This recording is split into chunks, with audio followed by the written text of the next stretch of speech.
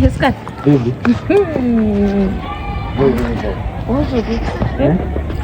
Ndakabata kabhuku rangu rikudiwa nesokuru. Saka tadzondiudza ndakusonera. Ucha uye unotozova kuti ndipangobva kusona. Kusonera kanda kuigira.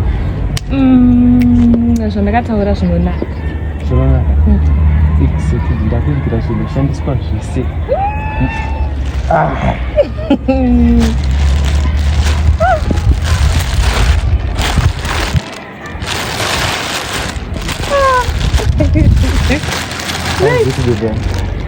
Baby, zvinonaka here izvi.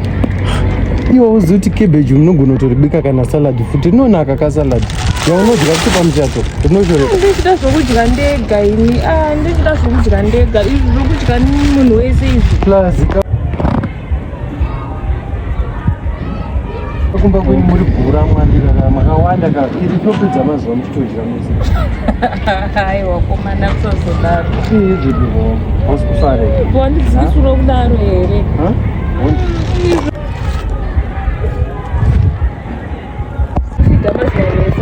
Ini ndati inofanira ndigira zvinonaka zvekundoviga zvinhu zvangu pasi pemubhedha. Ndokuigira kana zvinonaka. Aiwa iwe uchimboenda zvikebheji rekubikira mazuva ane ese apfumba here. Aiwa zvinobohwa.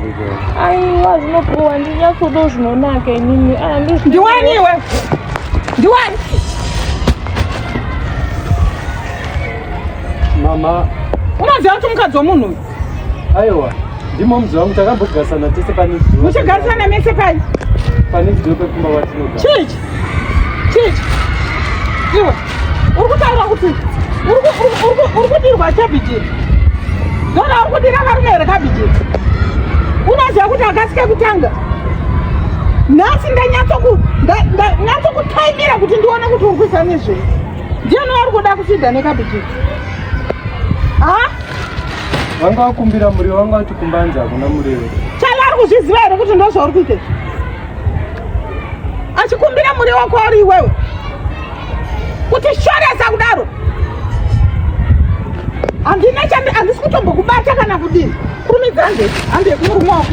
Hande unotaura zvakakwana kumurume wako. Wega bata kebheji rako. Bata kebheji rako. Hande. Sumuka tiende sumuka. Haukuda.